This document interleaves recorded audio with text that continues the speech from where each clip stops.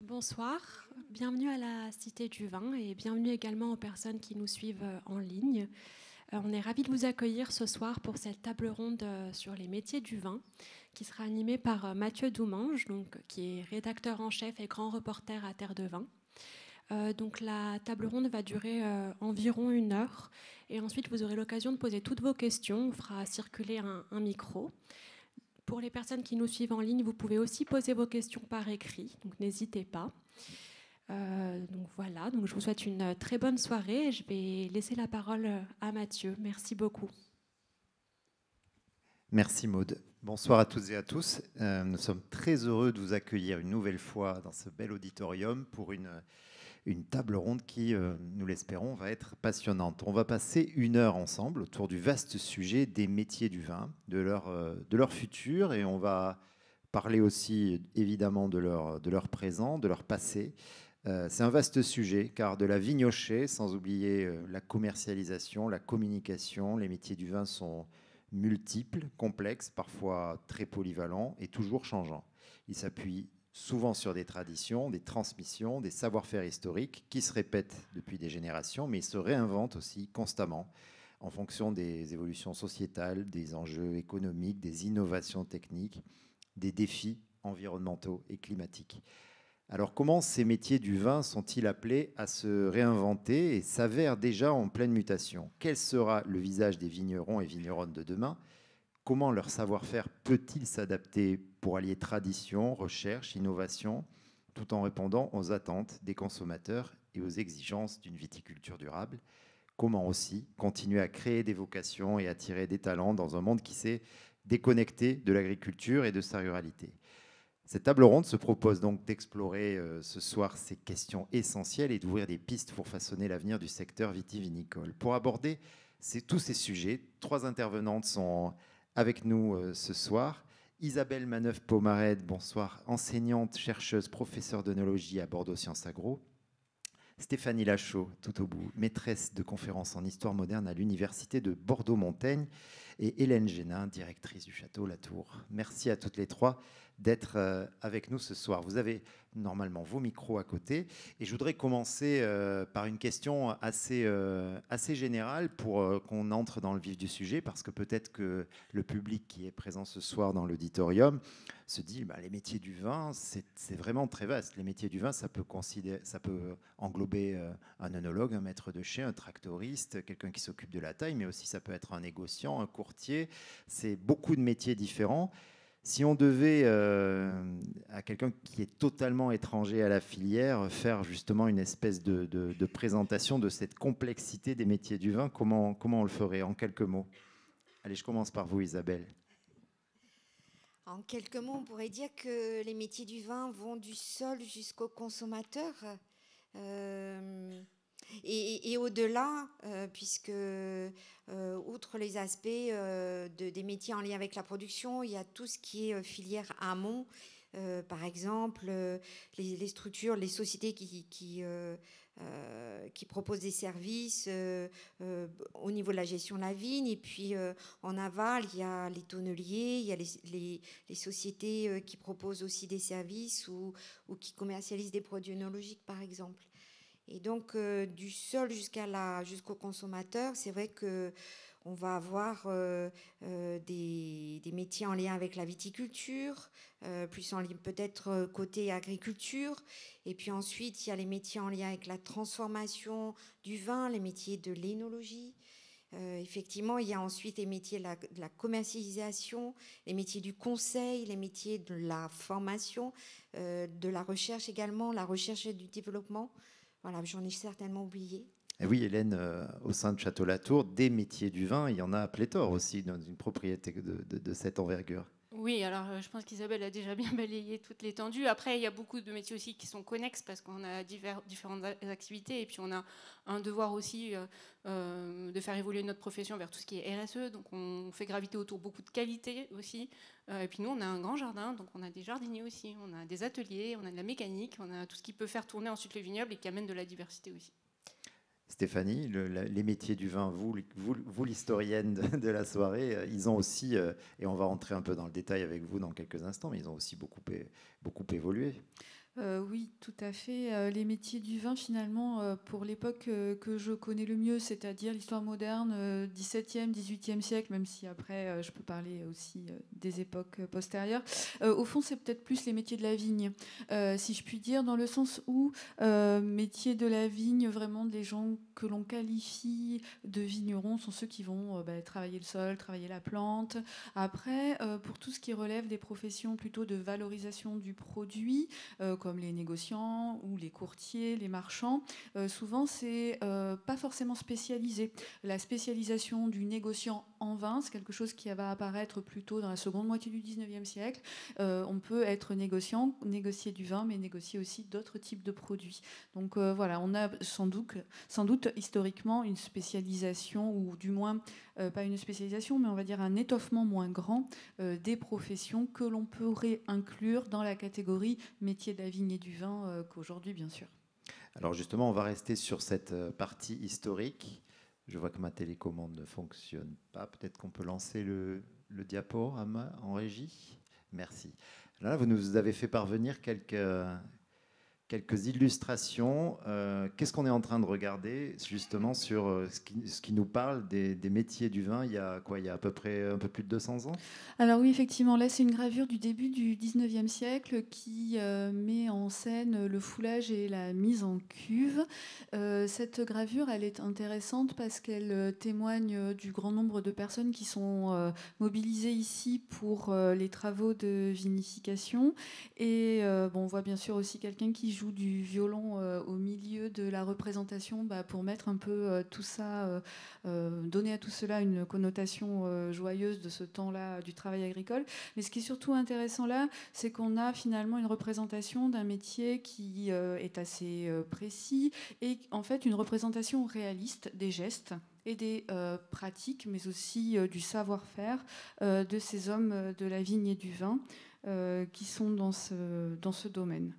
Après, cette représentation du début du 19e siècle, elle est finalement assez conforme à la réalité, mais ça n'a pas toujours été comme ça, parce qu'il y a d'autres représentations plus anciennes, comme celle qui se trouve ici, qui est une représentation du milieu du XVIIe siècle, où là, c'est complètement différent. Où la visée, finalement, dans cet habit de vigneron, a plutôt pour ambition de souligner tout ce qui fait les attributs symboliques du vigneron. Alors, en le regardant, on a une impression presque un peu folklorique de ce que serait le vigneron, mais ce serait une interprétation trop rapide. En réalité, ici, ce vigneron qui est représenté, il est dans le cadre d'un ensemble de gravures qui représentent ce qu'on appelle les cris, c'est-à-dire les métiers urbains de Paris. Et le vigneron fait partie de ces métiers considérés comme urbains. Alors c'est peut-être un point qu'on développera un peu plus tard. Et il est représenté là, habillé de ses attributs principaux. Donc on a le panier, la serpe, différentes formes d'outils et de bêches pour travailler la terre et la vigne. Et on le voit couvert effectivement de pampres, de grappes, qui témoignent finalement de ce que sont aussi les attributs du vigneron, essentiellement dédiés à la... Et justement, ce mot même de vigneron, quelle est son origine? On en avait un petit peu parlé en préparant cette table ronde et y désigner pas forcément ce à quoi on peut s'attendre aujourd'hui. Oui, c'est intéressant, justement, c'est pour ça que j'avais proposé cette illustration, c'est qu'en fait, elle appartient, comme je l'ai dit précédemment, à toute une gamme de métiers urbains que l'on trouve à Paris. D'ailleurs, si vous voyez, c'est imprimé, je suis un imprimeur parisien, tout simplement parce qu'en fait, les premières mentions des vignerons ne sont pas dans les archives des mondes ruraux. Elles se trouvent dans les archives des villes. Et ça peut paraître un peu contre-intuitif. Ce sont les historiens médiévistes qui l'ont le mieux démontré. C'est-à-dire que les premiers vignerons intitulés comme tels, je dis bien avec cette dénomination et cette nomenclature socio-professionnelle, on les voit dans les villes parce qu'en fait, ce sont des ouvriers de la terre spécialisés qui sont souvent envoyés par des propriétaires de vignobles périurbains, parce qu'on sait qu'autour des villes, jusqu'au XVIIe siècle, on a finalement des vignobles qui servent à approvisionner le marché urbain.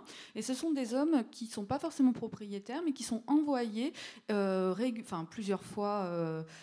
Ils sont payés à la journée, mais ils sont envoyés pour des missions régulières dans ces vignobles périurbains. Et donc finalement, cette nomenclature, ce qui est assez intéressant à observer à travers la documentation historique, c'est qu'on la voit se déplacer géographiquement en direction des espaces ruraux à partir du moment où ces derniers se spécialisent dans la production viticole. Et par exemple, pour un vignoble que j'ai eu l'occasion d'étudier, le vignoble de Sauternes, si on regarde un certain nombre de documents fonciers du milieu du XVIIe siècle, on n'a pas de vignerons. On a des vignes, mais on n'a pas de vignerons. On a des gens qui sont appelés laboureurs en général, mais on n'a pas de vignerons. En revanche, à partir du XVIIIe siècle, début XVIIIe siècle, et après ça se spécialise et ça s'étoffe, on a de plus en plus le mot vigneron qui apparaît pour désigner ceux qui sont propriétaires de vignes, pas que, mais de vignes, ou ceux qui travaillent au service d'autres, à la taille ou aux vendanges, etc., et qui deviennent donc finalement une spécialité de la maîtrise du savoir-faire vitivinicole. Il y a des métiers aussi qui apparaissent plus tardivement, comme le métier de maître de chai qui apparaît, alors oui, c'est exactement ce que nous avons là, oui. Qui apparaît début 19e, c'est ça ? Tout à fait. Donc ça, c'est une gravure de 1829 d'un album d'un Bordelais assez célèbre qui a représenté pas mal de châteaux, qui s'appelle Gustave de Galard, et qui met en valeur le travail d'un nouveau métier qui est celui du maître de chai. Nouveau métier et pas forcément nouvelle fonction. Nouveau métier dans le sens où précédemment, il y a une autre représentation peut-être après qui va suivre. Voilà, on était plutôt sur ce type-là. Là, on est sur une gravure de 1790 de répartition, on va dire, des fonctions du travail du vin, mais toutes occupées par le tonnelier. C'est-à-dire que le tonnelier, aujourd'hui, c'est celui qui confectionne les barriques. À la fin du XVIIIe siècle, c'était celui qui, bien sûr, confectionnait les barriques et qu'on voit très clairement là, sur la partie droite de la représentation, les cercles de châtaigniers qui entourent, etc. Mais c'est aussi celui qui se trouve à gauche et qui, là, était en train de faire l'ouillage, c'est-à-dire celui qui entretient les barriques et tout ce qui relève du savoir-faire de la tonnellerie, mais aussi de l'entretien de ce qui est contenu dans l'objet barrique.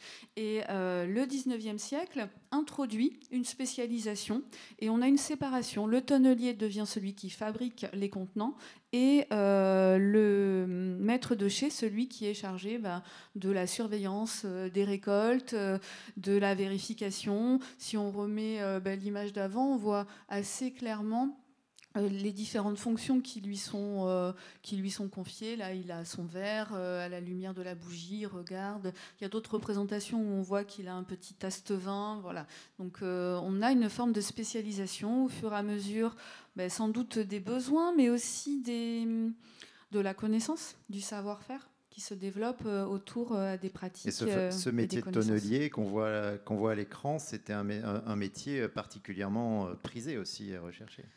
Oui, un métier prisé. Alors les deux représentations qu'on a là sont dans des chais urbains, puisque c'est là en général que, encore une fois, les formes de spécialisation socioprofessionnelle se font les premières. Après, le métier se spécialise aussi parce qu'effectivement, les tonneliers sont très sollicités pour la fabrication ou pour d'autres missions, par exemple dans les expéditions maritimes. Pour être plus précise, on a des enquêtes, par exemple, royales qui recensent le long de la Garonne, dans les années 1780, tous les tonneliers, alors les maîtres artisans, les ouvriers, les apprentis, pour savoir ceux qui seraient mobilisables sur la marine royale pour aller faire la guerre, puisque les tonneliers, comme je l'ai dit juste avant, ont aussi l'entretien de ce qui est contenu dans les tonneaux. Donc quand on affrète un navire, on a besoin d'emmener des vivres, mais on a aussi besoin de quelqu'un qui est chargé de vérifier qu'il se conserve bien, que le vin se garde bien, que l'eau se garde bien, que les vivres qu'on a mis dans les barriques se conservent. C'est tout à fait crucial pour la réussite d'une expédition. Et aussi au fil du temps, avec notamment le déplacement des populations rurales vers les villes, il y a des métiers agricoles et notamment des métiers viticoles qui qui disparaissent même, ou parfois qui fusionnent?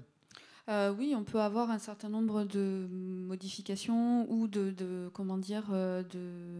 migration, de travail. Si on reste sur la question des tonneliers, c'est intéressant parce que dans cette même enquête dont je parlais tout à l'heure, celui qui répond à la demande de l'intendant du roi, qui est un subdélégué autour de Cadillac, il explique très bien, les tonneliers, on ne les voit pas beaucoup en ce moment, ils sont beaucoup à Bordeaux dans les chais parce que c'est là où il y a du travail. Après, on les revoit à la campagne de manière ponctuelle quand on a besoin de commencer à confectionner de nouvelles barriques. Donc on a ces migrations de travail qu'on ne soupçonne pas forcément pour les époques reculées, mais qui, grâce au fleuve, sont vraiment pour la vallée de la Garonne très très très régulières. Donc en fait, on avait autrefois, il y a quelques siècles, 300 ou 400 ans, des polycompétences. Finalement, on demandait aux métiers du vin, aux gens qui travaillaient dans le vin et à la vigne, d'être assez polyvalents. Est-ce qu'on est allé vers plus de spécialisation ou on reste aussi encore, on va le développer après aussi, notamment avec Hélène Génin, mais vers cette polycompétence dans le monde du vin? On a un peu un tableau, c'est pas évident de répondre de manière univoque. On a un tableau un peu complexe de cette question, c'est-à-dire que dans les espaces ruraux, on a rarement des gens, même s'ils sont appelés vignerons dans les actes notariés, par exemple, c'est-à-dire une sorte d'autoproclamation de ce qu'est notre statut social, souvent ces gens peuvent être amenés à aussi faire autre chose. Donc les vignerons peuvent avoir d'autres terres qu'ils cultivent avec des céréales, du froment, du seigle, ou élever quelques animaux, bien entendu. Donc dans le monde agricole, le vigneron est rarement uniquement vignerons. Et plus encore, ce qu'on observe de façon assez régulière, c'est que les vignerons peuvent aussi souvent avoir des métiers que l'on qualifierait d'artisanaux. On a parfois des vignerons barbiers, coiffeurs, bon, c'est pas si fréquent, mais des vignerons pêcheurs, notamment le long de la Garonne, parce qu'on complète et il y a une sorte d'intelligence économique, de tirer profit de l'environnement local. On a plus classiquement des vignerons cabaretiers. On a la valorisation directe d'une partie, en tout cas, du produit. Donc cette forme de pluriactivité, aujourd'hui, peut-être qu'elle est de nouveau sollicitée, mais historiquement, c'est quelque chose que l'on a pu observer et qui était une forme aussi peut-être de limitation des risques liés à l'activité en développant des compétences et des sources de revenus diverses. Hélène, vous le constatez, vous, au Château Latour, cette polycompétence pour les travailleurs de la vigne? Alors à la Tour, non, pas forcément. Je pense qu'elle est beaucoup plus valable sur des petits domaines. Je pense qu'on voit encore qu'il y a beaucoup de gens qui peuvent être vignerons et avoir de la polyculture élevage. Nous, on a beaucoup spécialisé quand même sur le poste de vigneron ou vigneron tractoriste, mais on voit que progressivement, on redonne de la polycompétence parce qu'en fait, c'est important de pouvoir des fois réagir vite, soit sur un traitement, soit sur une intervention en soutirage, et donc on va plus vers du vigneron tractoriste qui pourrait intervenir aussi au chai, qui pourrait être un peu jardinier aussi, qui saurait aussi entretenir les fossés. Donc on voit qu'on a un retour quand même à une époque, on était 80, et on a beaucoup réduit le nombre de personnes sur la propriété. Et là, on voit qu'on remonte sur plus de monde avec beaucoup plus de compétences. En fait. Il y a aussi des pérennisations de gestes et de savoir-faire qui se transmettent depuis très longtemps. Je crois que vous nous avez apporté une vidéo pour l'illustrer. Est-ce qu'on peut la lancer, s'il vous plaît? Donc en effet, c'est un geste du chai, donc c'est le geste de soutirage à l'esquive.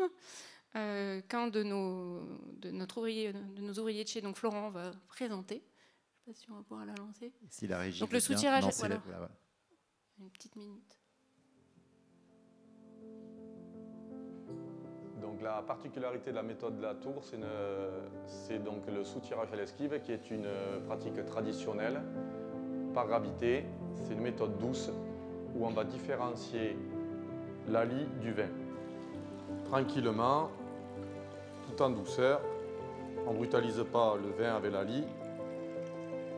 Le but, c'est de regarder ce qu'il y a à l'intérieur du verre.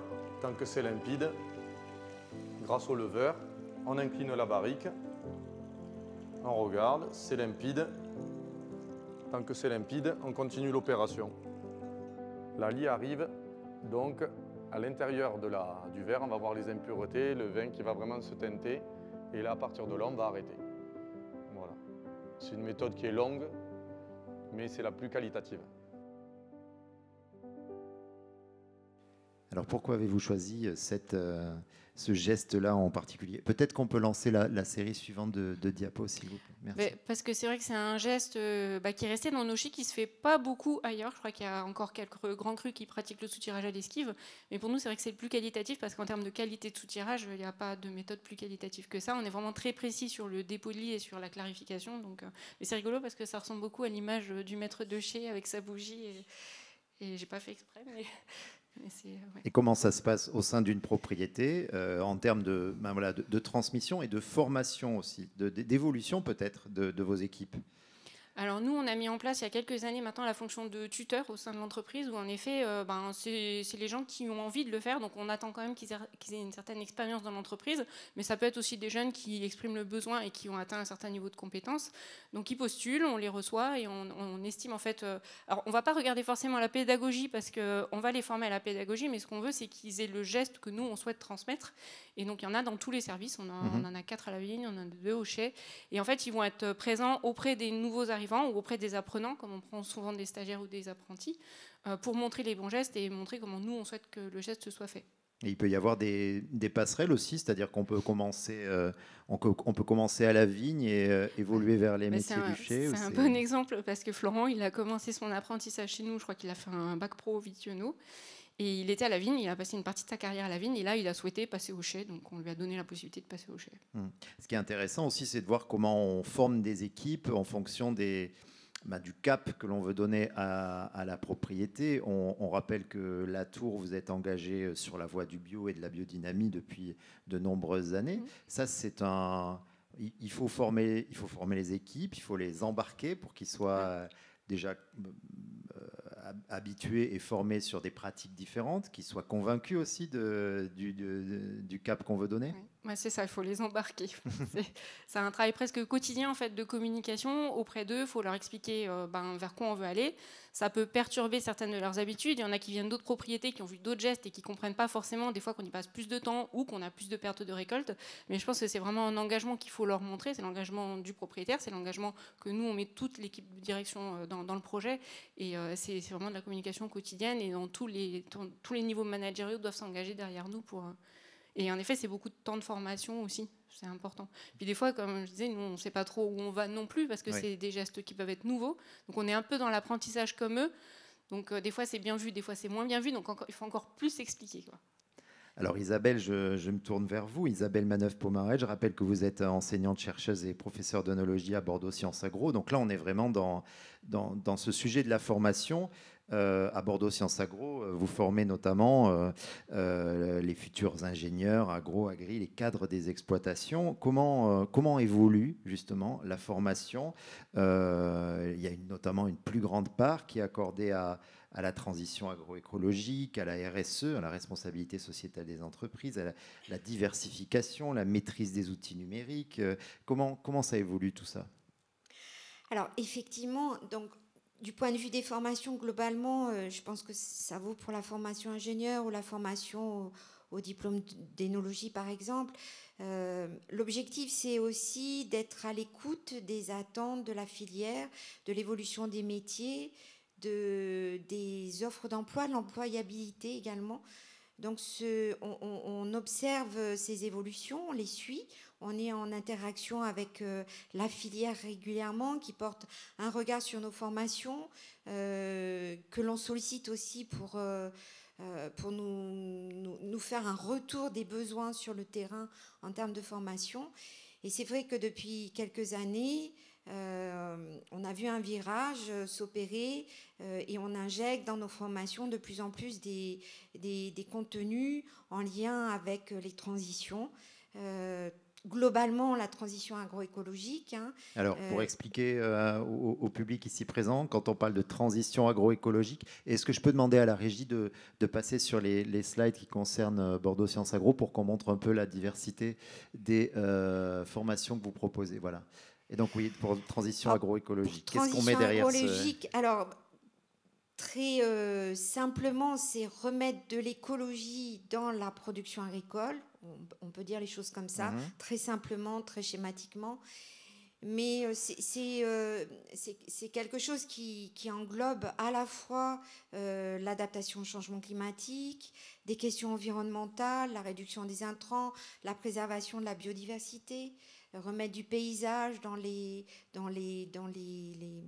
vignes aussi.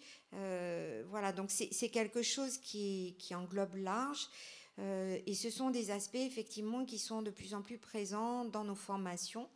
Alors, bon, à Bordeaux Sciences et Agro, au niveau de la formation ingénieur, on a plusieurs, ce qu'on appelle des spécialités, c'est-à-dire que ce sont des contenus d'enseignement qui vont être choisis par les élèves ingénieurs sur un cursus de 3 ans, et ils vont se spécialiser en dernière année dans un domaine qui les intéresse, et ce qui va colorer assez fortement leur formation d'ailleurs.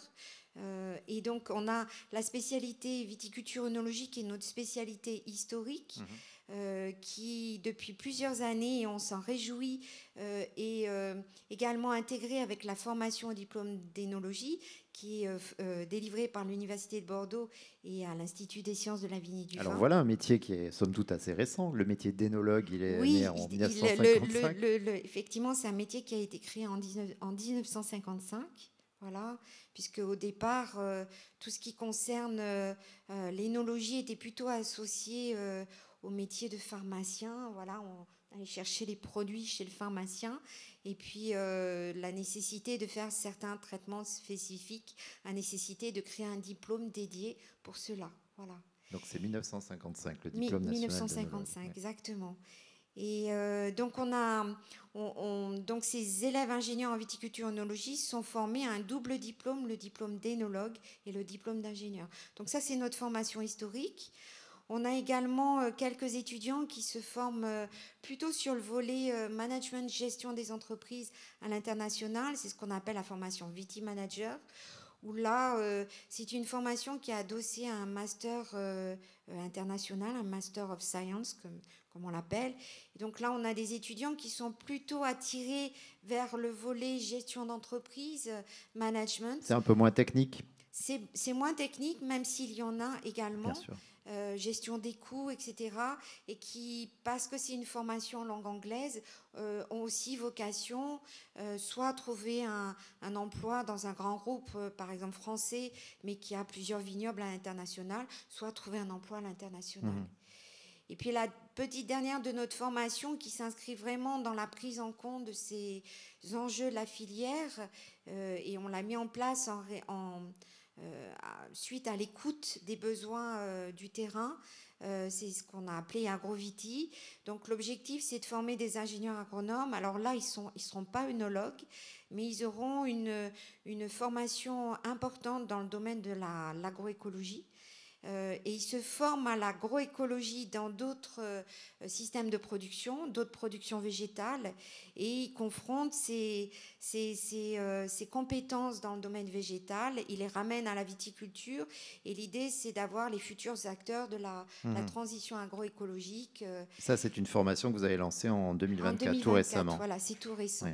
Hélène, qu'est-ce que ça vous inspire, vous, justement, le fait qu'on aille chercher parfois l'inspiration dans d'autres activités, d'autres pratiques agricoles qui ne sont pas celles de la viticulture, pour aussi trouver des réponses aux enjeux environnementaux, aux défis climatiques?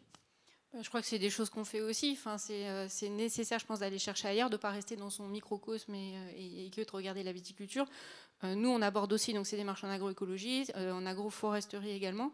Parce qu'en effet, Isabelle l'a dit, l'importance de la biodiversité, c'est ce qui peut certainement sauver notre agriculture et la viticulture. Donc oui, on est ouvert à découvrir d'autres métiers. Et encore une fois, nous, c'est vrai qu'on a des jardiniers, on a plein d'autres activités autour de notre métier de vigneron. Alors Stéphanie Lachaud, on parle d'agroforesterie, d'agroécologie. On est d'accord que ce sont des mots qui, au XVIIe siècle, n'existaient pas. Et pourtant, c'est sans doute de cette manière-là qu'on pratiquait la viticulture. Elle s'inscrivait souvent dans une polyculture. Est-ce qu'en fait, on n'est pas en train, en tout cas, de revenir on ne va pas revenir à la vitie du XVIIe et du XVIIIe, mais est-ce qu'on revient aussi à des pratiques telles qu'elles étaient faites historiquement, avant l'industrialisation, on va dire, ou en tout cas l'agriculture productiviste? Peut-être, effectivement, si j'entends ce qui est proposé par mes deux collègues ou co-intervenantes ce soir. En tout cas, aux époques modernes ou jusqu'au 19e siècle, il y avait cet impératif alimentaire, économique de la polyculture qui pouvait être entendu de deux façons. La façon la plus classique, c'est celle d'avoir plusieurs types de production sur une exploitation. Ok, mais ça s'entendait aussi à l'intérieur même de la parcelle de vigne, avec un système assez connu, ce qu'on appelle aujourd'hui les cultures dérobées, mais qui était dénommé ici en Bordelais les jouals, où on avait des rangs de vignes assez espacés pour qu'il y ait des cultures intercalaires qui pouvaient être variées, sur lesquelles on a des informations partielles, mais des fèves, des pois, alors toujours pour faire sécher, pour constituer des réserves alimentaires, des petits grains comme le millet qu'on allait donner ensuite aux animaux de manière prioritaire, quelques grains comme le seigle mais de façon un petit peu plus rare, des légumes évidemment, donc tout ce qui pouvait constituer des compléments alimentaires et atténuer aussi ce qui relève du risque, parce que la vigne est fondamentalement une culture du risque, et c'était du coup l'occasion, en utilisant ces compléments culturaux, d'atténuer la problématique de l'aléa météorologique ou environnemental. Est-ce que, excusez-moi, je vous interromps, mais justement dans la documentation historique, est-ce qu'on trouve aussi la façon dont les vignerons répondaient aux maladies de la vigne? Elles n'étaient certainement pas les mêmes qu'aujourd'hui. Est-ce qu'on n'avait pas non plus les mêmes réponses, qu'elles soient d'ailleurs que ce soit des réponses bio ou les réponses plus chimiques? Comment on réagissait à ça? Comment ils s'adaptaient? Alors, les maladies en tant que telles ne sont pas forcément une problématique qu'on a beaucoup pour l'époque moderne. Alors, bien sûr, on a le gel, la grêle, les feuilles qui sont abîmées, des choses comme ça, mais pas tellement de maladies type cryptogamique. En revanche, ce qui préoccupe énormément... Maladies cryptogamiques, pour décrypter... les pour champignons, le mildiou notamment. Le mildiou, par exemple. En revanche, ce qui préoccupe énormément, ce sont les insectes ravageurs ou tous les types de ravageurs. Les escargots, ce qui est appelé limaçon. Et par exemple, dans les journaux d'exploitation, on a des journées entières pas trop d'hommes, non, de femmes et d'enfants qui sont payés pour aller ramasser ce qu'on appelle les limaçons. Donc les escargots, qu'on donne en général aux poules, peut-être qu'on consomme, ça on n'a pas tellement de traces. Ça c'est vraiment le moyen numéro 1, passer dans les vignes et aller ramasser. On le voit aussi pour les insectes. Les insectes sont vraiment un problème majeur.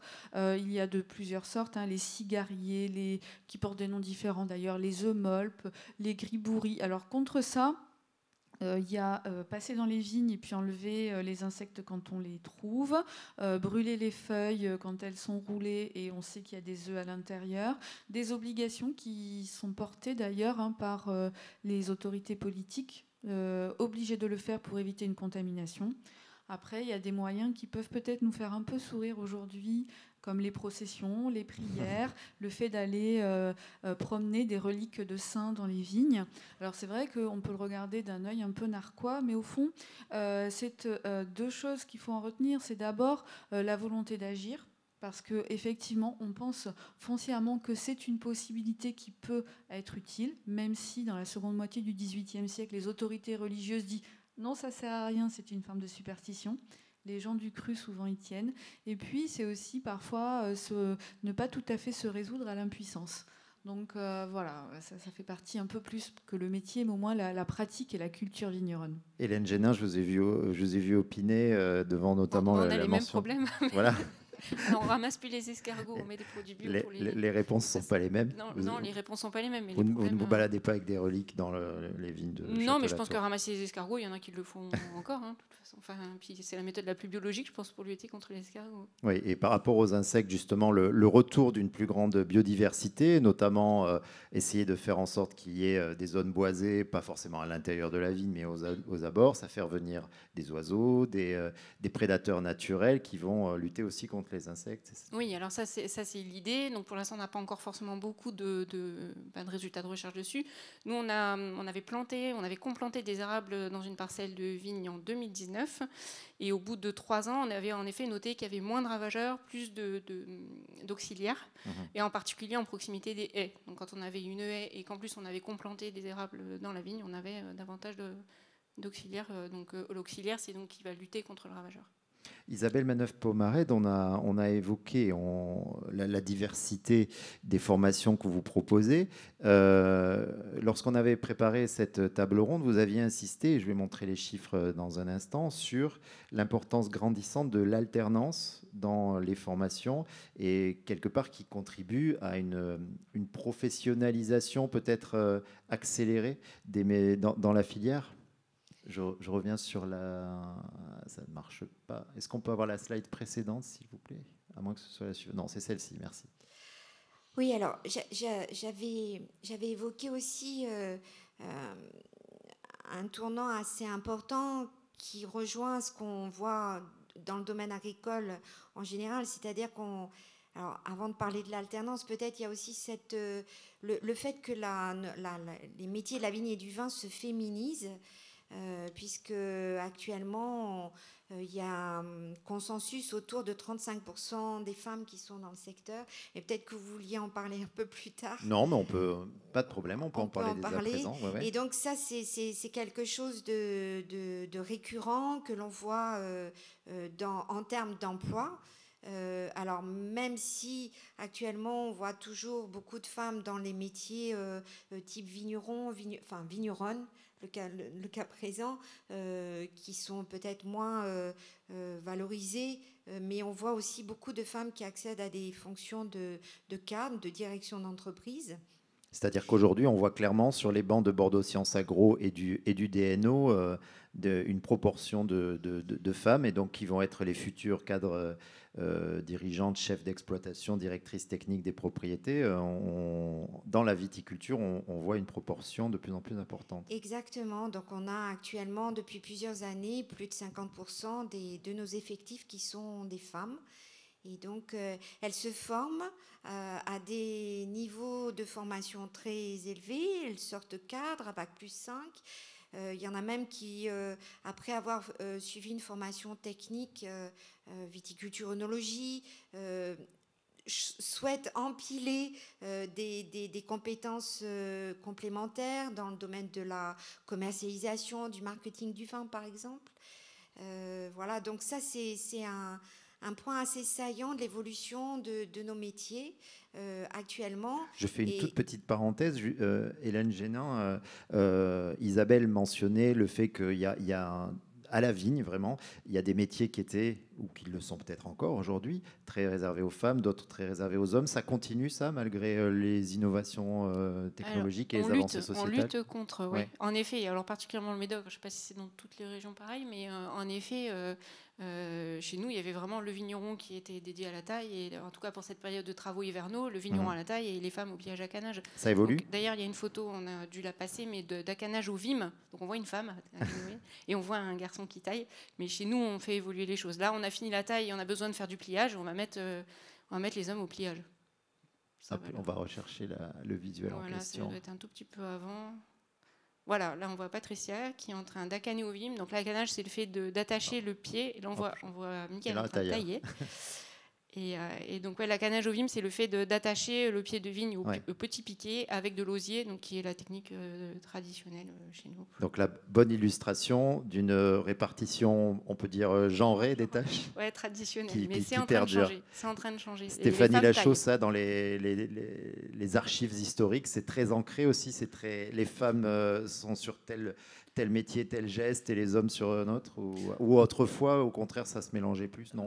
Alors, disons que pour tous les travaux qui sont effectués dans les domaines pour lesquels on a des journaux d'exploitation, c'est-à-dire pour lesquels il y a besoin de suffisamment de main-d'œuvre pour avoir une répartition des tâches. Et je ne parle pas, par exemple, des petits vignerons, hommes-femmes, qui auraient une exploitation où là, sans aucun doute, on est plutôt sur un partage plus égalitaire de la question. En revanche, dans les domaines où on a justement des journées de travail qui sont confiées à des hommes et des femmes, bien sûr, on a une répartition genrée. Alors, la taille pour les hommes, la confection et le ramassage et la confection des sarments pour les femmes et les enfants, la vendange de manière mixte. Les enfants, donc ça, aujourd'hui, c'est plus le cas. Là, non, je crois que c'est plus trop le cas. La vendange de façon mixte, tout en sachant qu'on a des porteurs plutôt du côté des hommes, donc, et le salaire donné aux unes et aux autres n'est pas le même, sans aucun doute qu'il y a une question peut-être de savoir-faire, de force physique, de choses de ce type-là qui sont pris en compte. Si on pense aux porteurs, sans doute que ça participe aussi à ce qu'on appellerait aujourd'hui une forme de pénibilité. Isabelle, vous vouliez intervenir sur la question de salariat? Oui, alors pour revenir à la période actuelle, c'est vrai qu'un fait marquant qui vient s'ajouter à la féminisation des métiers, de la filière vitivinicole, c'est que les femmes ont un salaire qui est 2% supérieur aux hommes, notamment, ça c'est des chiffres qui viennent des statistiques. À métier égal? À métier égal, formation d'énologue notamment. Et oui, les femmes, depuis quelques années, ont gravi et sont un petit peu plus au-dessus. C'est plutôt une bonne nouvelle. Comment on l'explique ça? C'est plutôt une bonne nouvelle et suffisamment rare pour que ça soit souligné. Absolument, c'est assez rare. Est-ce qu'on peut revenir d'ailleurs sur les chiffres qui étaient exposés dans la slide précédente, s'il vous plaît? Voilà. Donc, en fait, cette féminisation de la filière, c'est vrai qu'on dit souvent, j'ai plus les chiffres exacts en tête, mais dans toutes les activités agricoles, la viticulture est, avec l'élevage, celle où il y a sans doute le plus de femmes, et notamment de femmes à des postes à responsabilité, de chef d'exploitation. Stéphanie, vous vouliez intervenir là-dessus? Oui, ça me fait penser un peu à la question de la gestion en fait, des exploitations. Au fond, je pose une question, je n'ai pas de réponse avec beaucoup de certitude, mais au XVIIe ou au XVIIIe siècle, il est très très fréquent que les femmes gèrent les exploitations viticoles, tout simplement parce que, dans les domaines d'importance, je parle, tout simplement parce que les hommes sont occupés ailleurs. Ils peuvent être, certains à l'armée, d'autres au Parlement à Bordeaux comme magistrats, et donc on a des procurations où on leur confie la gestion quotidienne du domaine. Donc, est-ce qu'on est là face à finalement un modèle qui s'est poursuivi ou qui a connu parfois une certaine postérité? Je m'interroge un peu, mais ça me fait penser un petit peu à ça. On va pas revenir sur le fait que pendant très longtemps, et même jusqu'à tout récemment, il y avait certains postes qui étaient carrément exclus pour les femmes et elles n'avaient pas le droit d'entrer dans les chais à certains endroits, etc. Là, il y a le plafond de verre est définitivement brisé là-dessus. Oui, et alors on peut se poser la question de pourquoi les femmes sont attirées par ces métiers. Oui. Alors, la réponse est certainement plurielle, mais peut-être qu'elles sont attirées par... il y a une dimension agriculture, il y a une dimension transformation du produit, création du vin, dégustation, où là, elles ont... Les femmes ont une finesse dans la dégustation que n'ont pas forcément. Voilà. Et puis, elles trouvent aussi du sens parce qu'on parle aussi beaucoup de la préoccupation, de la prise en compte de l'environnement. Et ça, peut-être, c'est quelque chose qui parle plus aux femmes actuellement. Et elles ont toute leur place parce qu'elles ont de grandes qualités managériales. Elles peuvent avoir des qualités en communication, ce qui est quelque chose d'important dans le domaine de l'agriculture actuellement, de tout temps, mais actuellement particulièrement. Voilà, donc on ne peut que se réjouir de cette tendance. Peut-être qu'à terme, les futures entreprises de recrutement auront du mal à trouver des hommes s'ils souhaitent vraiment, dans les postes de cadre, trouver avoir une cible particulièrement pour des hommes. Bon, Hélène Génin, vous en êtes la bonne illustration aujourd'hui. Vous êtes la directrice technique du Château Latour depuis combien d'années maintenant? Alors, au poste de direction technique depuis 2014, mais à la Tour depuis 2001. Depuis 2001. Vous avez suivi une progression au sein de la propriété, justement, à travers différents métiers? Oui, alors moi, j'ai fait une école d'ingénieur, pas Bordeaux, mais Montpellier. Et donc, en effet, j'avais fait mon stage de DNO en fait, à la Tour et j'ai été embauchée comme responsable qualité au début. Et puis voilà. Et est-ce qu'au sein de votre équipe, puisque vous êtes à la Tour depuis maintenant presque 25 ans, vous avez vu l'équipe évoluer, y compris se féminiser? Et ensuite, on va aborder aussi la façon dont le monde viticole peut aussi se renouveler en attirant des talents venus d'ailleurs. Donc oui, puis nous, on prône de toute façon la mixité, et c'est un de nos objectifs, c'est d'avoir l'égalité entre les hommes et les femmes à toute tâche, y compris sur le tracteur. Donc pour l'instant, on n'a pas encore de tractoriste femme, mais on est en recrutement d'une vigneronne tractoriste. Et tu sais que trouver un bon ou une bonne tractoriste, c'est un enjeu majeur pour une propriété. Oui. On n'a pas précisé, Isabelle, cette question de l'alternance. Qu'est-ce que ça nous dit, là, ce chiffre qui est sur la dernière ligne, et l'importance de l'alternance dans la filière vin? Alors, l'alternance, c'est quelque chose qui a été plébiscité et le gouvernement a aussi incité à stimuler l'ouverture des formations, notamment des formations supérieures à l'alternance, parce que jusqu'à présent, on considérait plutôt les formations de type bac pro, BTS, mais maintenant, beaucoup de formations supérieures proposent des parcours par alternance. Donc, cela consiste au fait qu'on forme les élèves à la fois en étant présents sur le site de formation, mais également ils contractualisent un contrat d'alternance avec une entreprise, donc ils passent aussi du temps dans l'entreprise pour se former. Et donc depuis 2018, alors pour la formation ingénieur, le concours et de recrutement des élèves dans le cursus alternant est devenu national. Et on a ouvert nos formations à l'alternance depuis l'année dernière, et on a eu la surprise de constater que près de 60% de nos élèves ingénieurs choisissaient cette voie de l'alternance. Donc c'est aussi une tendance assez importante actuellement. Je sais qu'en diplôme d'énologie, il y a également 50% des étudiants qui suivent la formation par alternance. Donc ça montre vraiment une volonté de se professionnaliser, de se frotter au concret très vite. Certainement. Ensuite, bon, on dispose en région aussi d'un maillage d'entreprises qui peuvent accueillir ces alternants qui est assez important. Donc c'est plutôt privilégié aussi. Après, les aides auprès des entreprises ont été revues à la baisse. Donc on verra dans l'avenir ce qui va advenir de cette tendance que l'on voit depuis peu. Donc on voit quand même qu'il y a une volonté de professionnalisation, même de spécialisation, versus des métiers et des pratiques qui se transmettaient de manière empirique, de père en fils. On la voit quand, cette bascule finalement vers une professionnalisation des métiers du vin, Stéphanie Lachaud? Je ne suis pas vraiment capable de dater précisément ce qu'on pourrait appeler une professionnalisation. Je pense qu'on peut peut-être parler d'une professionnalisation quand on a, comme le disait Isabelle tout à l'heure, des diplômes, des cursus scolaires dédiés, donc l'enseignement agricole et le début des lycées dédiés à la formation vitivinicole, je pense, constitue ce qu'on pourrait peut-être qualifier d'une forme de professionnalisation par le cursus. Après, la transmission du savoir et du savoir-faire, sinon, elle est essentiellement par la transmission orale, c'est certain. On voit des générations se succéder comme régisseurs, comme hommes d'affaires, comme à la tête de certains domaines. Et puis il y a aussi quand même la construction d'un savoir savant autour de la vigne et du vin.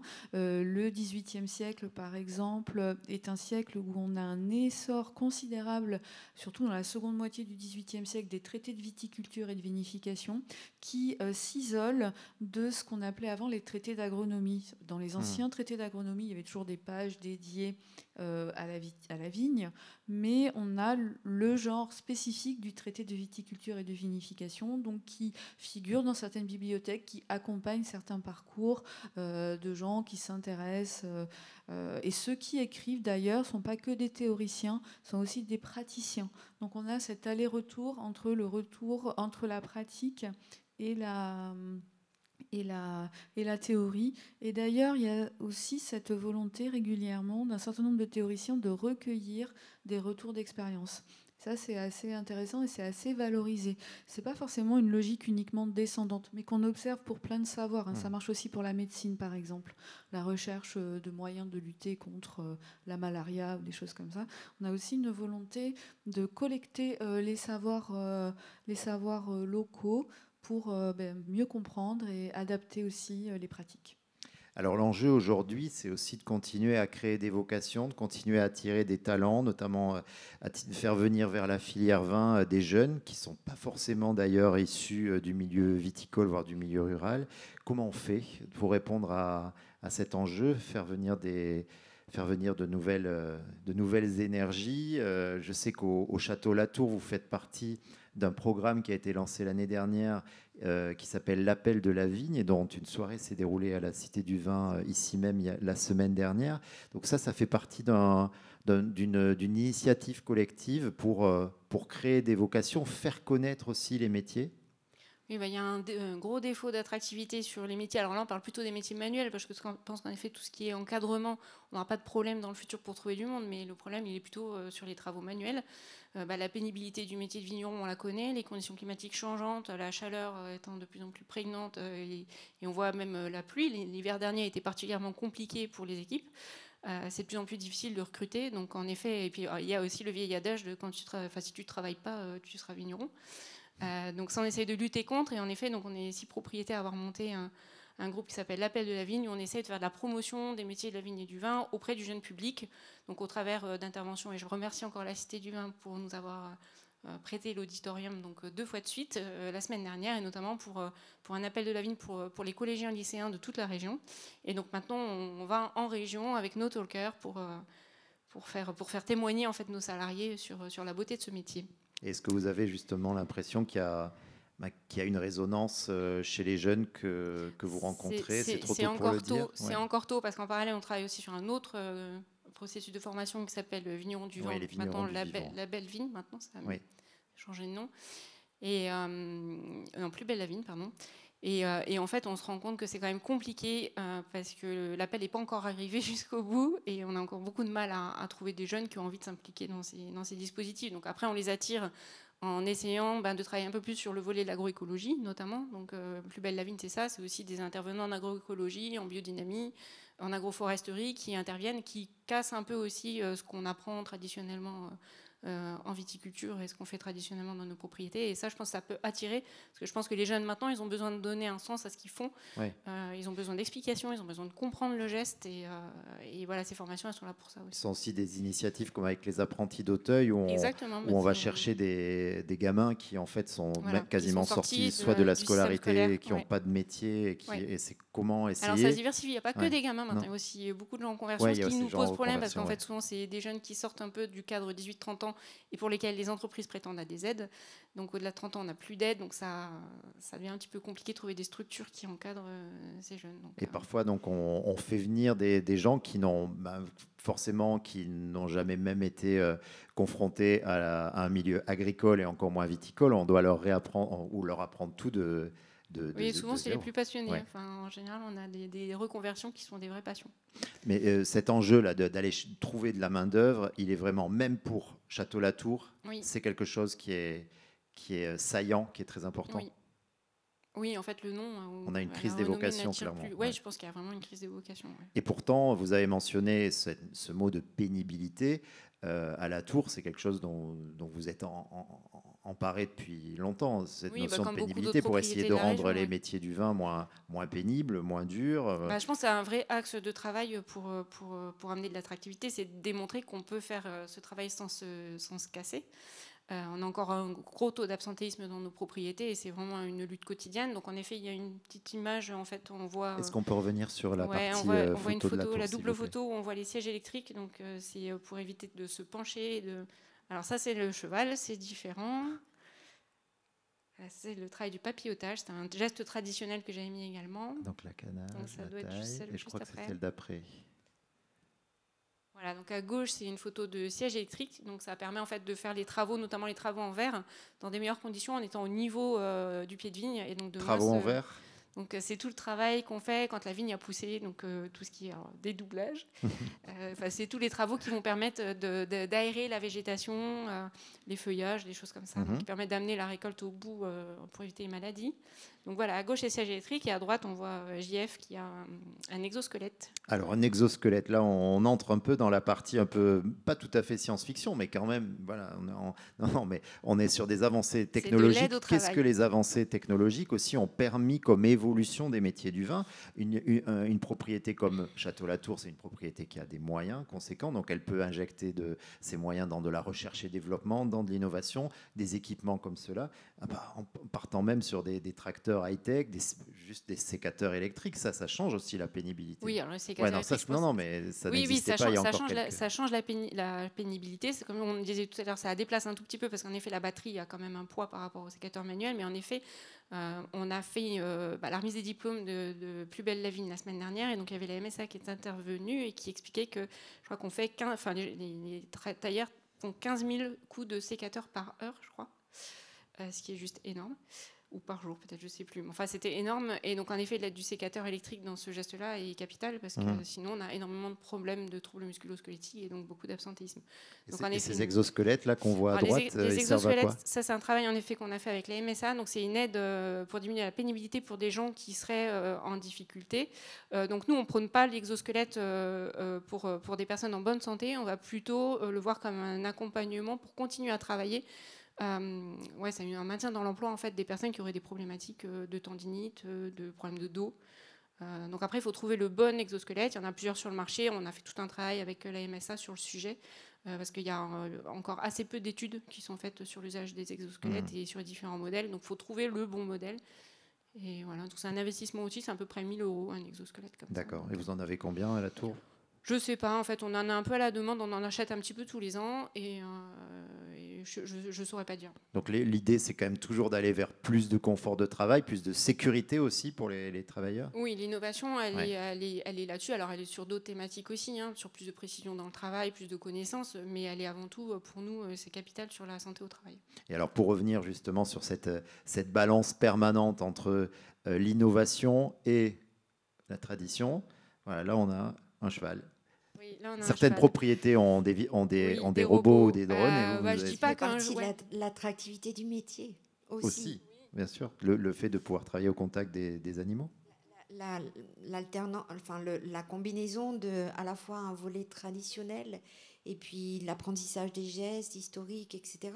Et puis également plus le volet innovation. Le digital et le numérique, ça c'est des choses... En fait, aussi bien la fibre écologique d'un côté que le digital et le numérique, ça peut être des voies d'entrée, des vocations. Enfin, ça peut amener de nouvelles vocations. Et le cheval, justement, le cheval à la tour, il occupe quelle place? Le cheval à la tour, il est là depuis 2013. Donc, au départ sur du travail du sol, particulièrement pour éviter les phénomènes de compaction liés au tracteur. Et parce que c'était intéressant, socialement parlant, de pouvoir proposer aussi, on parlait de polycompétences, c'est important, socialement parlant, de pouvoir avoir le cheval parce que ça permet à des vignerons, il y a du lien qui se passe avec l'animal. Après, ça amène de la polyvalence de tâches, ça c'est intéressant pour les troubles musculo-squelettiques. Et puis après, il y a ce volet diversité, donc il y a un travail qui est en cours encore sur la comparaison entre travail au cheval, travail au tracteur, donc c'est beaucoup plus long bien sûr, mais nous on y voit beaucoup d'intérêt. Alors on a un petit peu amplifié le travail parce que là pour le coup, alors on fait pas du tout usage à la prestation à la Château-Latour, mais pour le cheval oui. Et donc, c'est-à-dire que c'est quelqu'un de l'extérieur qui vient. Vous n'avez pas fait une formation en interne? On en a deux qui sont encore de chez nous, qui sont tractoristes et qui font aussi, qui sont cochers. Et on a des gens qui ont envie, là, des nouveaux arrivants qui ont envie de se mettre au cheval, donc on va prôner ça. On restructure un peu l'équipe. En fait, c'est un petit peu compliqué, mais on a beaucoup changé dans nos pratiques. On travaillait beaucoup les sols, on est revenu maintenant sur du couvert végétal. On voit les vignes sont couvertes. Et donc au cheval, c'est un petit peu plus compliqué de gérer les couverts végétaux. Donc on refait un passage tracteur avant de repartir un peu plus vers le cheval. Là, le cheval, il fait des trous de complantation. Donc les trous de complantation, c'est quand on vient remplacer un pied mort par un jeune pied dans une parcelle qu'on ne veut pas arracher. Et donc sur des campagnes comme notamment l'année dernière, donc l'hiver 2023-2024 qui était extrêmement pluvieux, en fait on n'a pas eu le choix que de mettre que le cheval parce que les tracteurs ne passaient pas. Et donc, en fait, quand on a recours au prestataire, lui, pour s'assurer des emplois toute l'année, en fait, il est obligé de diversifier les tâches qu'il peut faire avec le cheval. Et donc, on a travaillé sur le développement de la tarière au cheval, la levée des fils au cheval, pour essayer d'assurer un emploi toute l'année. D'accord. Isabelle Manœuvre-Pomarède, ce contact de l'animal aussi, il est intégré dans les formations qu'on évoquait tout à l'heure, notamment les agroviti, ou c'est encore... Alors, pas jusqu'à présent, parce que je pense que ça reste quand même assez confidentiel. Voilà, donc pour l'instant, on ne l'a pas intégré dans nos formations. Et ça aussi, quelque part, c'est un retour à... Pas du tout. Non, pas du tout. Non, c'est donc intéressant. Parce que fausse du coup, intuition. c'est un petit cliché, je trouve intéressant. Enfin, ça dépend à quelle échelle historique on se place, mais j'en parlais la semaine dernière aussi avec un collègue de l'université de Bourgogne. Et en fait, les vignes, jusqu'au milieu du 19e siècle, étaient essentiellement travaillées à la bêche, à la main. Il n'y avait pas d'animaux, peu d'animaux dans les vignes, parce que, je vous ai dit tout à l'heure, il y a tous ces légumes intercalaires, etc. Donc en fait, ça n'est pas adapté. Et si je peux me permettre de faire une petite comparaison avec la Bourgogne, contrairement au Bordelais, jusqu'à la crise phylloxérique, la vigne était en foule. Donc il n'était même pas question de faire passer un cheval. En fait, le cheval aujourd'hui... En foule, c'est-à-dire en foule sans piquer, quoi. D'accord. Voilà. Et du coup, le cheval a commencé à être utilisé après les replantations post-phylloxériques, quand là, on a commencé à utiliser un mode plus classique aujourd'hui, des rangs, etc. Mais au fond, le cheval est un retour ou pas, à voir où on se place comme point de retour. Mais voilà, c'est assez intéressant à souligner. Et avant le cheval, c'était des bœufs chez nous. Oui. On a des photos à la propriété de bœufs. Alors, ce qui est intéressant aussi, c'est ce que la transformation des paysages viticoles nous dit sur l'évolution des métiers du vin et sur l'évolution de toute une filière. Et là, on a un exemple historique qui est assez intéressant. Stéphanie Lachaud, que vous nous avez proposé, notamment sur la zone en Besse-en-Barès, qui autrefois était très plantée de vignes. Oui, alors ça c'est issu d'un travail de recherche que j'avais effectué à partir de plusieurs cartes. C'est pour ça que vous voyez une sorte de petit montage. Oui, alors effectivement, en rouge sont représentées toutes les zones plantées en vigne à la fin du XVIIIe siècle. Alors ça peut peut-être vous étonner, mais en fait ce n'est pas surprenant. C'est exactement le long de la rivière, du fleuve, parce que ce sont les zones de palud, donc les zones qui étaient assez humides. Traditionnellement, au XVIIe et XVIIIe siècle, surtout au XVIIe d'ailleurs, mais là ça dure encore, sont des vins qui supportent bien les voyages en mer, les traversées vers les Antilles, etc.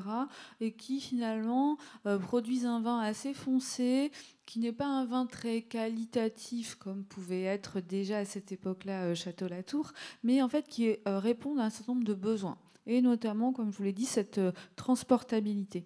Et cette spécialisation viticole, on la voit se poursuivre au XIXe siècle, avec quand même un déplacement qui commence à s'opérer vers l'intérieur un peu de la presqu'île. Et les cartes suivantes montrent, là on est en 1950, une déprise viticole majeure. Et entre les deux cartes, ce qui est intéressant, c'est justement l'épisode phylloxérique, c'est-à-dire que le moment de l'apogée de ce vignoble, c'est le moment phylloxérique, parce qu'il y a un décalage chronologique avec le reste du vignoble bordelais et même français, puisque ces vignes-là, en étant régulièrement immergées, ont assez bien supporté et assez longuement supporté résister plutôt que supporter,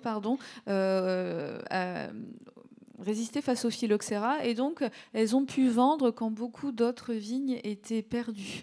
Et en revanche, après, elles se sont révélées inintéressantes par rapport au vignoble post-phylloxérique, et donc on a une déprise viticole totale. Et dans cet espace, finalement, les zones auparavant plantées ont été globalement reconverties en zones de maraîchage, parce qu'on a la proximité de Bordeaux qui a beaucoup joué pour ça. Et donc les gens du cru se sont convertis. Qu'est-ce que ça nous dit sociologiquement aussi de cette déprise viticole? Alors, ça s'est traduit dans le territoire par deux types d'évolutions. La première, c'est la reconversion vers d'autres activités, en particulier le maraîchage, parce qu'on a le marché bordelais qui est très proche et qui permet vraiment ça. Et ces terrains sont restés des terrains agricoles. Et puis, on a aussi l'appel de la métropole et une partie d'exode rural, évidemment. Donc, en fait, ce sont des territoires qui ont été vidés de leurs vignes pour une large part et qui ont trouvé d'autres formes d'activité professionnelle. Mais voilà, les vignerons d'antan ne sont pas toujours les vignerons d'aujourd'hui. Avec des gens qui travaillaient dans la viticulture et qui se sont reconvertis. Partis, ouais. Voilà.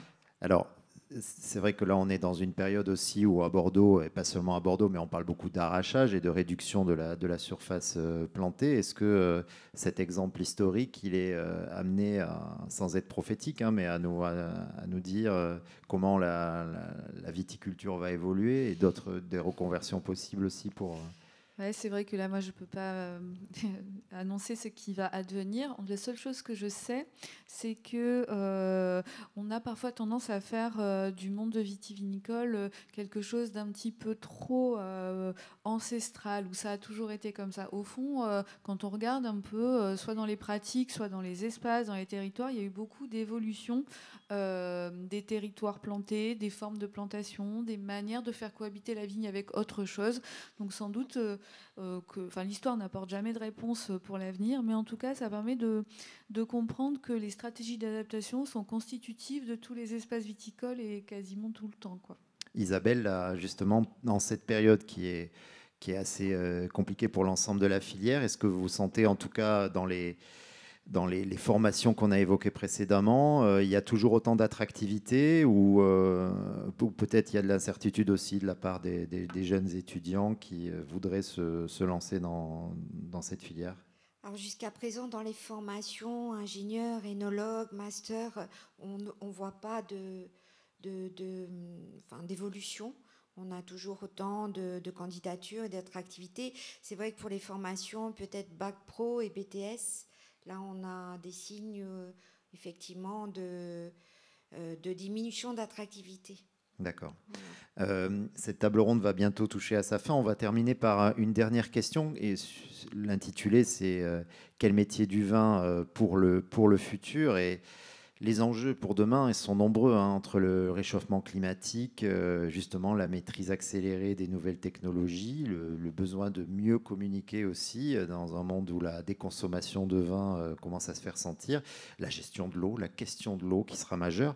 Comment ces métiers du vin vont continuer à évoluer, à se réinventer? Et quelles seront, je reformule, parce que c'est difficile de se projeter, mais les priorités, en tout cas les axes prioritaires de ces métiers? De toute façon, le métier de vigneron ne peut pas disparaître. Les vignes, en tout cas, moi je parle de la propriété, on va devoir toujours entretenir notre vignoble, il y a un devoir de pérennité, surtout dans les vignobles comme les nôtres.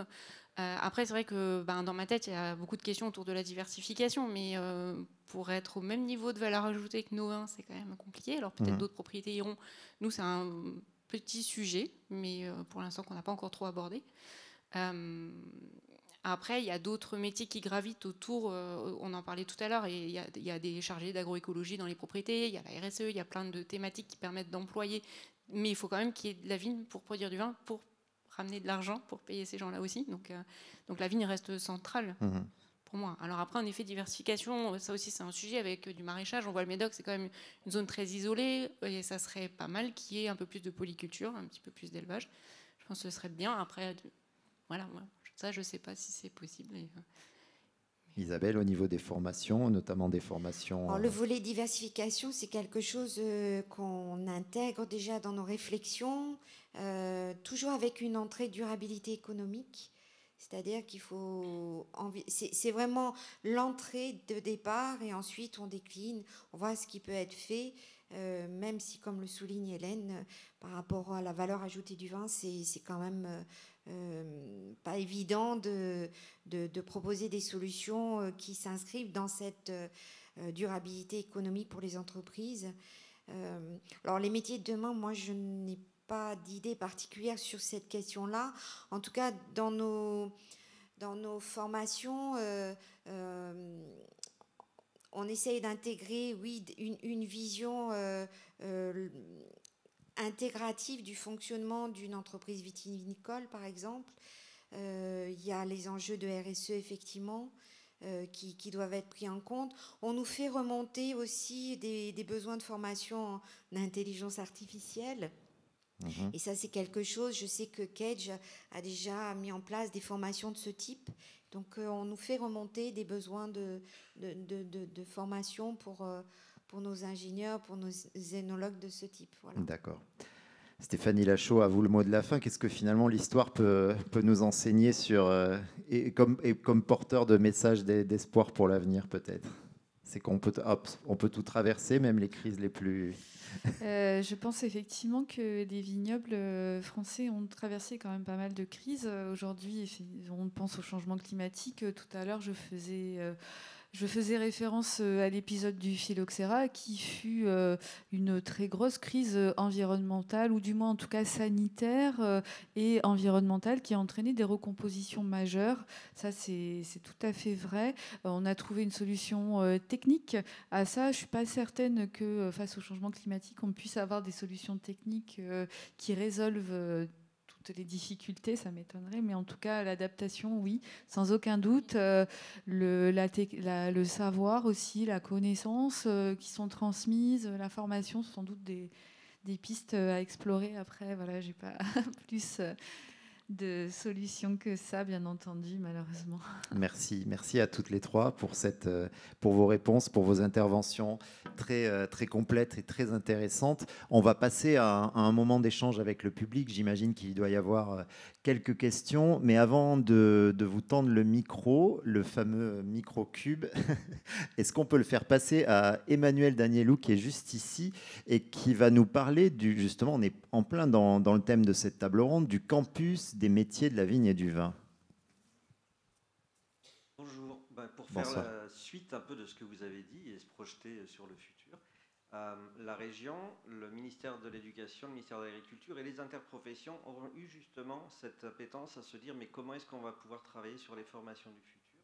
Et ils ont construit ce campus des métiers de la vigne et du vin qui a 3 vocations, c'est de fédérer les organismes de formation, valoriser les métiers et être adaptatif dans les besoins en compétences. Pourquoi la valorisation des métiers? Si on est un peu pragmatique, il y a un siècle, il y avait 60 000 déclarants de récolte en Gironde. Aujourd'hui, il y en a 5 000. Et ça veut dire qu'il y a un siècle, il y avait quasiment une famille sur 4 qui avait de la vigne au fond du jardin. Ce qui fait que la problématique territoriale, elle est comprise par tout le monde. Aujourd'hui, les vignerons, c'est 0,03% de la population de la Gironde, qui est là le département le plus viticole de France. Donc le vigneron devient un produit exotique, même sur sa propre terre. J'étais avec une vigneronne de l'Entre-deux-Mers, il y avait 6 vignerons il y a 3 ans dans sa commune, elle va être la dernière. Donc ça veut dire que la capacité à faire savoir son métier devient plus difficile. Donc là-dessus, il va falloir communiquer sur les métiers, valoriser les métiers. Il y a des choses qui sont toujours surprenantes. Quand vous avez des intronisations dans les confréries, vous allez avoir un acheteur de Hong Kong, un sportif de Suède, une actrice des États-Unis, mais la personne qui était sécateur d'or, meilleur tailleur ou le maître de chèque a permis d'avoir 3 coups de cœur au guide Hachette, il n'est pas intronisé alors qu'il a participé quand même à la logique globale. Donc si on peut réfléchir à ça, avancer là-dessus. Ce campus a levé plusieurs millions d'euros auprès de France 2030 dans la phase de modernisation, donc un appel à manifestation d'intérêt pour favoriser les manifestations. Donc, les missions qu'on a sont de 3 ordres. C'est valoriser les métiers, notamment travailler sur l'attractivité, permettre à des jeunes de découvrir la vigne par des stages, par des immersions. C'est aussi soutenir l'appel de la vigne tel qu'il a été engagé déjà. Et puis on est en train de travailler sur les Olympiades de métiers, la vigne et le vin sont revenus. On a eu des appels du ministère de l'Agriculture la semaine dernière et d'autres parce qu'on veut valoriser les métiers à la vigne et au chai. Et là-dessus, je pense qu'on aura l'occasion d'y revenir. Et puis on va aussi faire rentrer de la technologie nouvelle. Les simulateurs arrivent, les simulateurs de machines à vendanger, les simulateurs de taille. Alors vous allez me dire, pourquoi un simulateur de taille? Quand vous montez dans un avion, le pilote s'est entraîné sur un simulateur. Ça ne surprend personne. Quand vous êtes à Pauillac, le foncier, c'est 3 millions d'euros l'hectare. Quand vous êtes en Bourgogne, c'est 6,5 millions d'euros l'hectare sur les grandes parcelles. on ne va pas lancer des gens sans connaissance pour tailler la vigne, parce que l'outil de production, il a une valeur extrêmement importante. Donc ces simulateurs participent à cela, ça veut dire qu'on peut commencer à répéter les gestes métiers, même pendant la saison chaude, alors qu'on va tailler pendant les mois d'hiver. Donc en fait, voilà, tous ces outils numériques et digitaux arrivent pour accompagner justement la montée en compétences des salariés. C'est là-dessus qu'on est en train de commencer à travailler pour accompagner et les organismes de formation et les besoins des exploitants et des salariés. Merci pour toutes ces précisions. Donc, si on veut en savoir plus, j'imagine qu'il y a un site web que l'on peut consulter. Qui va voir le jour dans les semaines qui viennent. Donc, d'accord. Un peu de patience. D'accord, très bien. Merci Emmanuel. Est-ce qu'il y a des questions dans le public suite à cette table ronde pour nos intervenantes? Monsieur. Alors, ce micro est volant, il ne peut pas se briser. Allez-y, vous pouvez le lancer. Ok, merci. Oui, bonsoir. C'est une question pour Stéphanie Lachaud. Au début, il a été évoqué donc, le transport du vin par bateau, avec la présence d'une personne qui surveillait la conservation du vin. Mais alors, qu'est-ce que pouvait faire cette personne et qu'est-ce qui pouvait arriver au vin et qu'est-ce qu'il pouvait faire après pour, effectivement, qu'est-ce qu'il pouvait faire, justement? C'est ça que je n'avais pas compris, quel était le but de cette personne, quoi. Les tonneliers qui sont embarqués sur les navires pour la conservation des denrées, en général, ils sont là pour... Alors, si on parle des cargaisons de vin à proprement parler, on emmène toujours 1 ou 2 tonneliers pour faire ce travail de conservation des vins. Donc, il va être chargé de faire de l'ouillage, il va être chargé de vérifier que les vins ne sont pas en train de s'aigrir dans les barriques parce que les traversées sont quand même assez longues si on pense à ce qui est envoyé aux Antilles, c'est là où les enjeux sont peut-être les plus importants en termes de transport, ou même en Europe du Nord, ça prend quand même un peu de temps. Donc voilà, on doit veiller à ce que le vin ne s'aigrisse pas, à ce qu'il y ait toujours le plein qui soit fait. C'est plutôt ce type-là d'enjeux de conservation. Après, pour les autres types d'expéditions où le tonnelier devait veiller à la conservation des denrées, ce sont les denrées en général, c'est pareil, hein, c'est pour l'eau, pour les viandes séchées, choses comme ça. Si ça commence un peu à pourrir dans le fond, faut changer de barrique et puis mettre dans une autre pour conserver le maximum de biscuits de mer ou d'autres types de denrées qui étaient stockées. Par exemple, si le vin avait été aigri, il n'aurait pu rien faire après. Bon, non, mais c'est pas un faiseur de miracles, c'est juste quelqu'un qui est là pour essayer de veiller à ce que ça n'arrive pas. On a bien sûr régulièrement des accidents, des choses qui se passent, des barriques qui se perdent. Ça, ce sont des choses qui arrivent effectivement. Le tonnelier est là pour limiter le risque, on va dire. D'autres questions? Oui. Merci. Je m'appelle Lucia et notamment je suis en master LAI en économie du vin et œnotourisme à l'université Bordeaux-Montaigne. Et en fait, j'avais une question par rapport à l'œnotourisme, car vous avez parlé de la diversification des produits, mais pas la diversification des services, par exemple. Comment vous voyez la place de l'œnotourisme dans le futur de la viticulture ou de l'économie du vin? Cette question s'adresse à quelqu'un en particulier? À tous, oui, un petit peu. Allez, Isabelle, à vous. C'est vrai que c'est un volet aussi assez saillant de ces dernières années, de l'évolution des formations. Il y a des formations sur le no-tourisme qui ont été construites à l'Institut des sciences de la vigne et du vin. Et c'est vrai que c'est un volet de la diversification des entreprises vitivinicoles qui est important, un levier aussi majeur de rentabilité économique, si je peux m'exprimer ainsi, et qui a été beaucoup développé dans les différentes régions, notamment à Bordeaux. À l'international, il y a de très très jolis exemples en Espagne, par exemple, aussi. Donc c'est vrai que c'est un volet important de la diversification et l'évolution des métiers qui a nécessité la mise en place de formations dédiées. Je pense que c'est un bon volet d'éducation aussi aux gens qui ne dégustent pas de vin, de venir apprendre à déguster le vin et de visiter le propriétaire en même temps. C'est un volet de valorisation régionale. Je pense que oui, c'est... Après, en sciences humaines et sociales, effectivement, à Bordeaux-Montaigne, on n'a pas peut-être de licence no tourisme comme à l'ISVV, mais on a effectivement des parcours de master.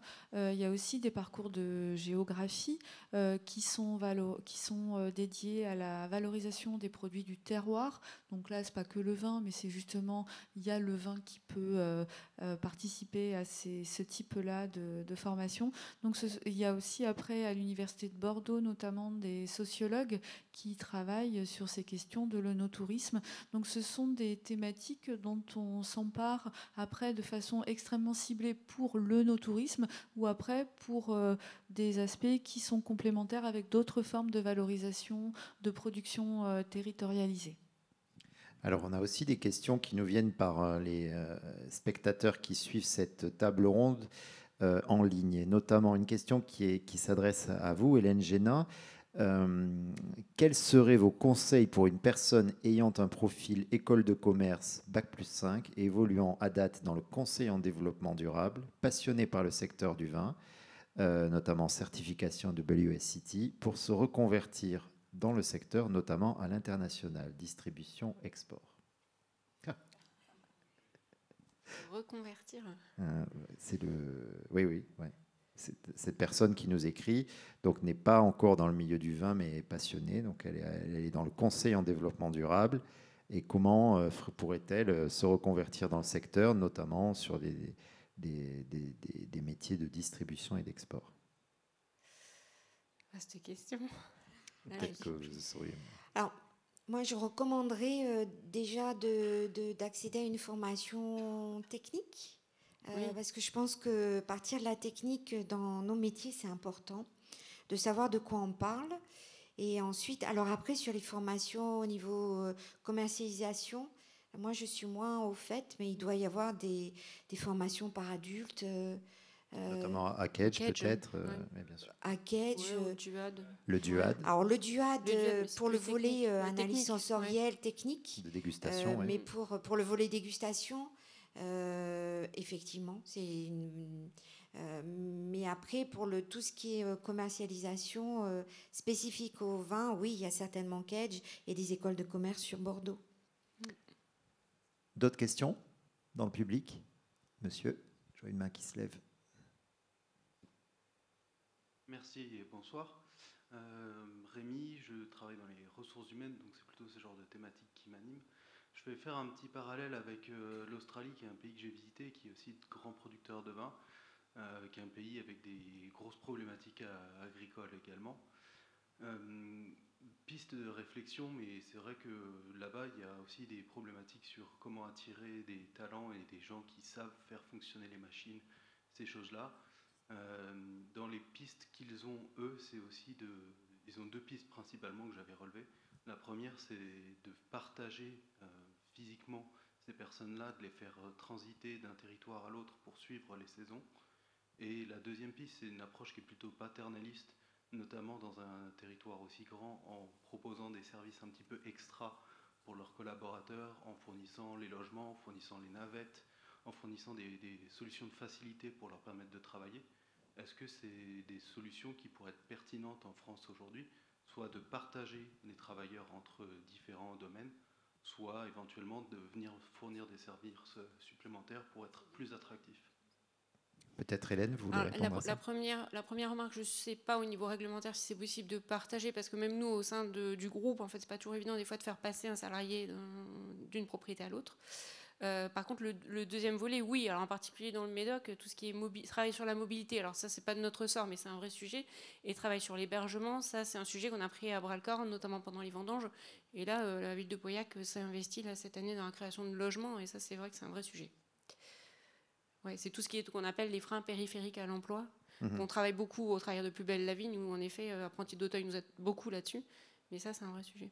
Pouvoir assurer le transport des travailleurs, leur hébergement. Oui, et puis voilà, les amener dans des conditions où en fait ils n'ont pas besoin de se poser la question sur leur hébergement, leur mutuelle, et en fait voilà, ils ont juste à se projeter sur leur travail, quoi. Et effectivement, pour ce qui est du premier volet, ce qui serait si je vous comprends bien, monsieur, de mutualiser presque une main-d'œuvre entre plusieurs propriétés.